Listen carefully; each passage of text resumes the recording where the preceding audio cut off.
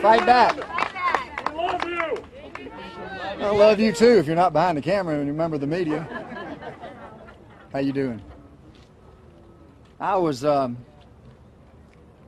sitting around Tuesday night watching the election returns. I've loved politics all my life, since I first voted in 1972. And I saw what I assumed was going to happen. I saw President Trump building up what I believed was going to be almost a historic landslide victory. It was. And then all of a sudden, every network, including Fox News, started doing what they do best. They started lying to the American public.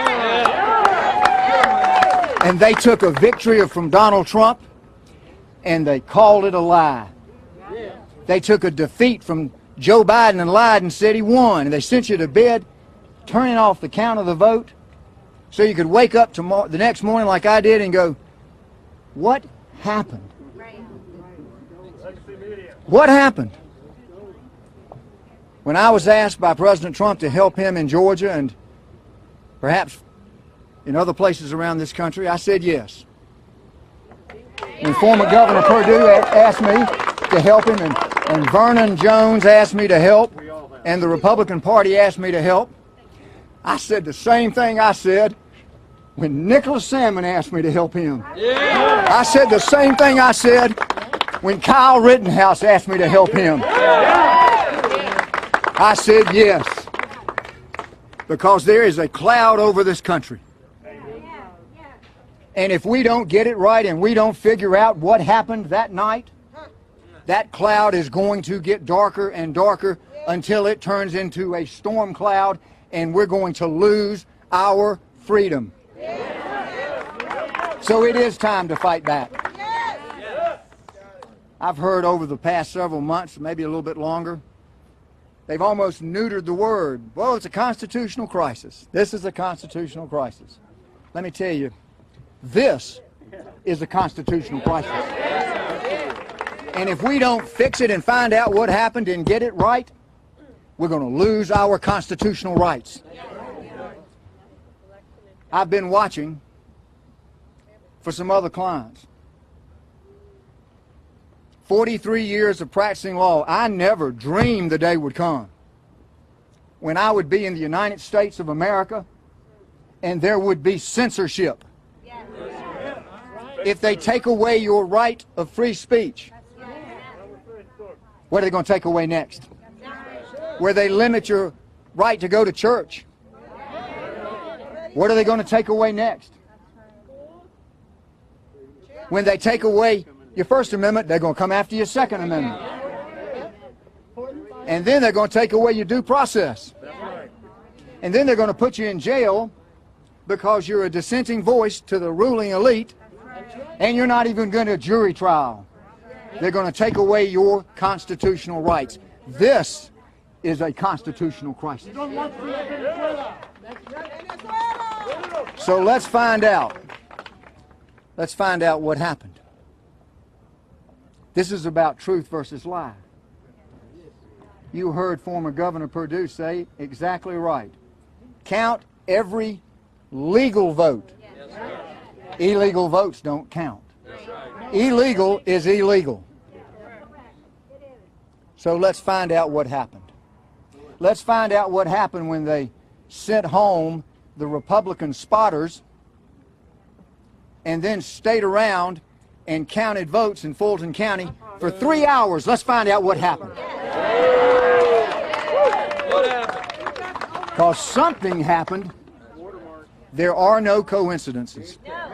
There is an explanation, and when something doesn't make sense, it's usually false.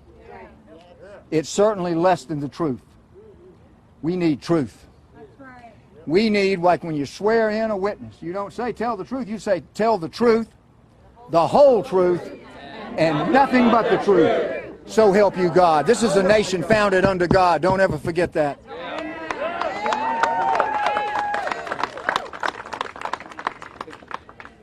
A lot of voting by mail this year. Just happened to coincidentally occur in large part because of COVID. There are no coincidences. And where is the potential fraud, or the fraud, if you want me to be totally accurate? It's in the mail-in votes. If you don't think this was planned, go home. Plandemic. I know Mickey Willis that did that. I helped him do it. If you don't think this was planned,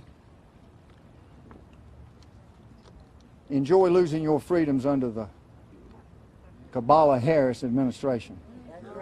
And she's not going to be running this country. There are going to be people running this country that are rich, they're globalist, some don't even live here. A lot of them are involved with foreign countries.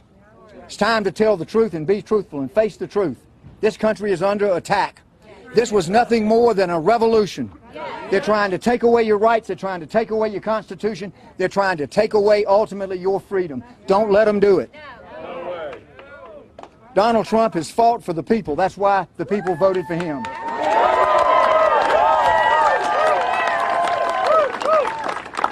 I watched President Trump when he spoke that night.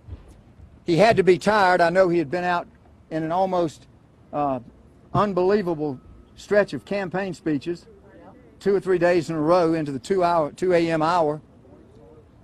And he didn't seem like himself. And then he spoke yesterday, and you can see that he's troubled because he sees what's being done to the people. And you can say whatever you want to about President Trump, but I will tell you this. He ran for president because he wanted to help the people. And it's nice to see Ronna here and former Governor Perdue and Vernon Jones. I'd like to see Lindsey Graham and Nikki Haley. I'd like to see the Republicans stand up. I'd stand up for this president. I've watched him for 4 years, and he's been out there fighting for the people, and he's almost been always fighting by himself. Fighting against the Democrats, fighting against the Republicans, fighting against China, fighting against Iran, fighting against Russia. It's time for us to fight for Donald Trump. We want to find out if there's double voting. 1.6 million absentee ballots, a record. Was it double voting? We got to investigate it. People registering in Georgia to vote, then changing their registration to another state to vote. Was there double voting? We've got to investigate it. Triple. I mean, look at Detroit. There are rumors there that they had a record turnout by people that are in excess of 100 years old.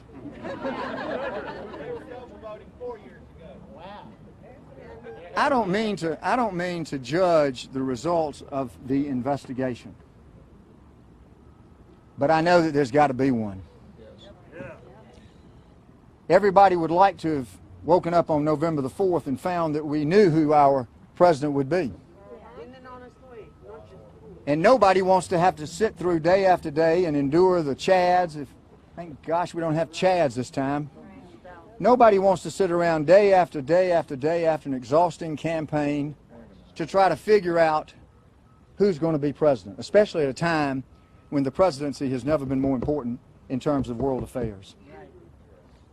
But let me tell you what we got to do. We got to wait. We've got to have patience. Because if we don't do this right and take the time to do it right, God help us if we get it wrong. So thank you for letting me be a part of this today. I thank the President of the United States for asking me to help him. I want you to all fight back. Fight